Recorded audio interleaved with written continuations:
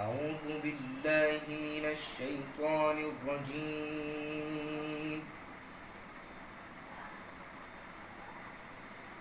بسم الله الرحمن الرحيم.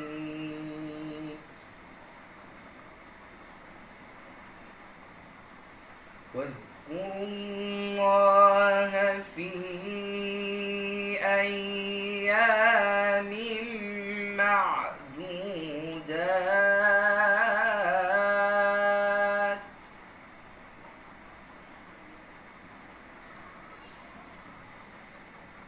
واذكروا الله في أيام معدودات.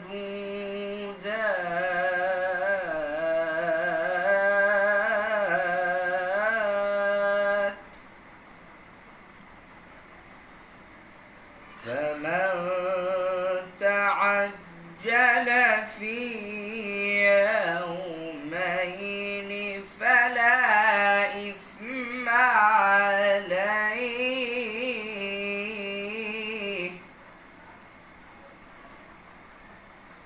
ومن تأخر فلا إثم عليه لمن اتقى. واتقوا الله.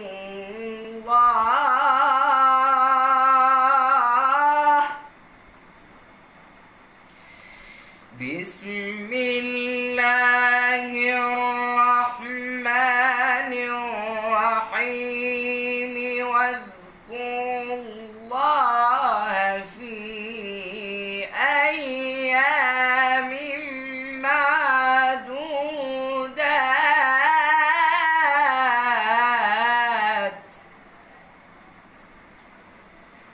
فمن تعجل في يومين فلا إثم عليه، ومن تأخر فلا إثم عليه لمن اتقى. واتقوا الله واعلموا أنكم إليه تحشرون. صدق الله العظيم. السلام عليكم ورحمة الله وبركاته. أعزائي متابعي موقع أوان مصر في كل مكان، أهلا وسهلا بحضراتكم. معنا النهاردة نموذجين مشرفين من أبناء محافظة الغربية، وتحديدا أبناء قرية الدلجمون مركز كفر الزيات. النهاردة معنا عبد الرحمن اللي لسه مسمعنا من آيات الذكر الحكيم من شوية حالا، ومعانا أحمد. فدلوقتي هنتعرف عليهم دلوقتي ونعرف منهم. عرف نفسك يا عبد الرحمن. أولا السلام عليكم ورحمة الله وبركاته، أهلا وسهلا بحضراتكم. معكم عبد الرحمن خطاب، عبد الرحمن أحمد خطاب من الغربية، تحديدا من قرية الدلجمون مركز كفر الزيات. الحمد لله. يعني عمرك كم سنة يا عبد الرحمن؟ 16 سنة بإذن الله. بتتلو القرآن وعمرك كم سنة؟ بداية قراءتي في الأول خالص مع نفسي، ولا بدأت أقرأ قدام الناس يعني؟ بدأت ازاي تحفظ القرآن الكريم بداية، وحافظ قد ايه من القرآن الكريم؟ الحمد لله أنا حافظ قدر كويس من القرآن الكريم، وبدأت حفظ القرآن الكريم وأنا في سن يعني مثلا 11 سنة كده بالظبط. يعني بدأ قريب برضه مش بعيد يعني، وبحفظ أحلام الشيخ طبعا. الحمد لله ربنا أعطاني نعمة كبيرة، والحمد لله بنحاول نحافظ عليها. هنرجع لك تاني يا عبد الرحمن. معانا الشيخ احمد. عرف نفسك يا استاذ احمد. اولا السلام عليكم ورحمه الله وبركاته. انا احمد محمد مرزوق، طالب في الثانويه العامه، داخل ثالثه ثانوي ان شاء الله السنه دي، والحمد لله ختمت القران في سن مبكر، وبقرا القران، والحمد لله انا من محافظه الغربيه، مركز كفر الزيات، وتحديدا من قريه الدلجمون. ودايما درست على شيوخ عظام من مشايخ الازهر ومن مشايخ ومن معاهد القراءات. انت طالب ازهري ولا طالب ثانوي عام؟ لا، طالب ثانوي عام. تمام. ممكن تسمعنا بعض من ايات الذكر الحكيم بصوتك؟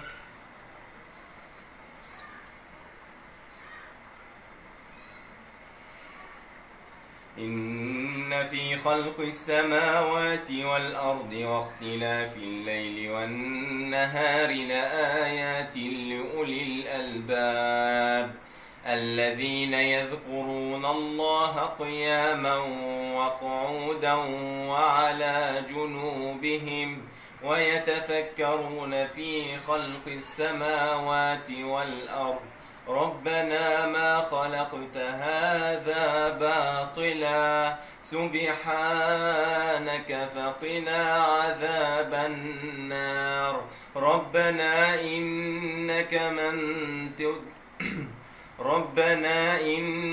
من تدخل النار فقد أخزيته وما للظالمين من أنصار ربنا إننا سمعنا مناديا ينادي للإيمان أن آمنوا بربكم ربنا فاغفر لنا ذنوبنا وكفر عنا سيئاتنا وتوفنا مع الأبرار صدق الله العظيم. صدق الله العظيم.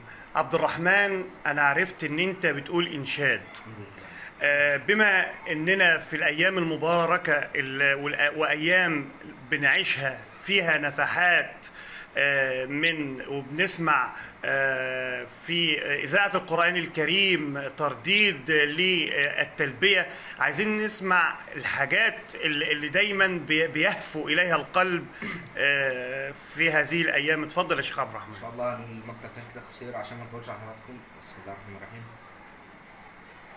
لبيك اللهم لبيك لبيك لا شريك لك لبيك لبيك اللهم لبيك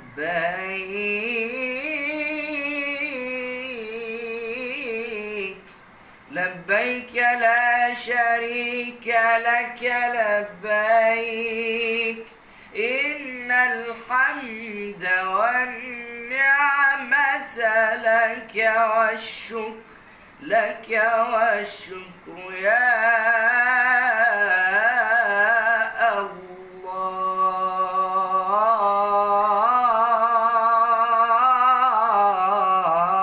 الله. بسم الله ما شاء الله. يعني احنا بنعيش في ايام مباركات طبعا يا عبد الرحمن. عايز اسالك سؤال، انت اكتشفت موهبه الانشاد فيك ازاي؟ والله يعني ده كان قصة، يعني كان قصة سهلة كده. كان في مبتهل عندنا في القرية في المسجد، وطبعا هو كنت طلعت يومها نادالي وقلت معاه نشيد قمر. ومن ساعتها انا حبيت المجال وقلت بصراحة ده مدح في سيدنا النبي صلى الله عليه وسلم، والانشاد ده اكتريته مدح في سيدنا النبي، فكده انا باخد حسنات واللي قدام باخد حسنات. فليه انا ما اتطورش في الموضوع وان انا امدح سيدنا النبي واخلي مثلا ده خير ليا مثلا من الدنيا بما فيها، ان انا مثلا حضرتك حد يمدح سيدنا النبي، مثلا اقول صلوا على سيدنا النبي صلى الله عليه وسلم، حد يمدح سيدنا النبي، وطبعا عايزين نسمع صلاه على سيدنا النبي. فلازم يعني طالما ربنا وهبنا هذه الموهبه الجميله لازم ننميها ونستفيد بيها، يعني انا بستفيد حسنات اساسا. بما ان جبت سيره قمر، عايزين نسمع قمر. حاضر. قمر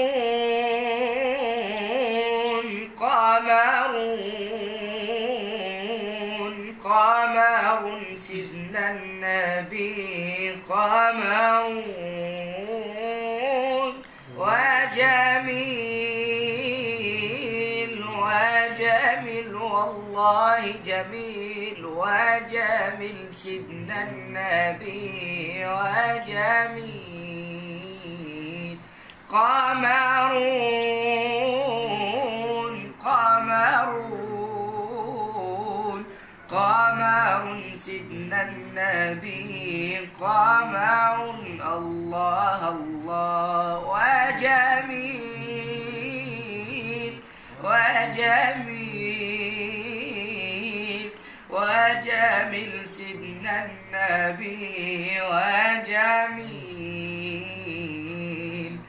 ولا ظل له بل كان نورا الله الله تنال الشمس منه والبدور الله الله ولا ظل له بل كان نورا الله الله تنال الشمس منه والبدور الله الله ولم يكن الهدى لولا ظهورا ولم يكن الهدى لولا ظهورا ولم يكن الهدى لولا ظهورا وكل الكون أنار بنور طه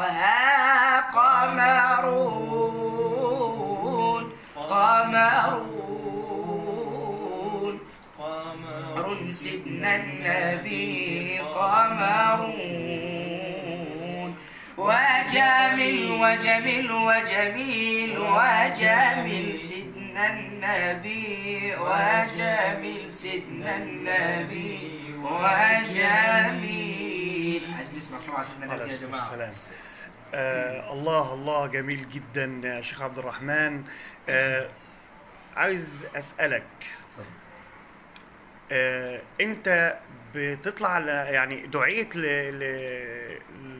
للطلوع على المنابر أو إلقاء هذه الأناشيد الدينية على مسامع في محافل قبل كده، على مسامع حضور؟ الحمد لله دعيت قبل كده حوالي 3 مرات، يعني حتى برضه دعيت برضه من قبل قنوات كتير على التلفزيون، الحمد لله ربنا وفقني فيها. والحمد لله طالما بنمدح في سيدنا النبي ونتلو كرم ربنا انا عمري ما بخاف من اي حاجه. وطبعا ده لان ده انا باخد عليه اجر، باخد عليه اجر مش اجر مادي، قصدي اجر من عند ربنا سبحانه وتعالى. ونعم بالله، ربنا يجازيك خير. طيب عايزين نختم بحاجه كويسه، تختم لنا بايه؟ اختم لنا بانشاءات ابتهالات، خلينا في الابتهالات. بسم الله إن الله وملائكته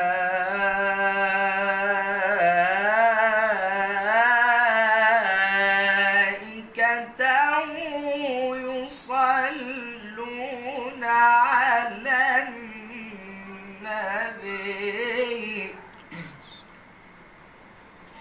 يا أيها الذين آمنوا صلوا عليه وسلموا تسليما حتى تنالوا جنة ونعيما. فالله يجزي من يصلي مرة 10 ويبقى في النعيم مقيما.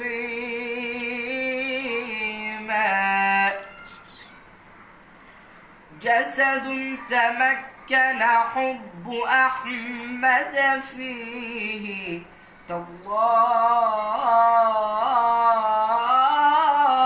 تالله إن الله لا يخزيه أو كيف يخزيه الكريم وحبه في قلبه ومديحه في فيه. أكثر عليه من الصلاة، أكثر عليه من الصلاة،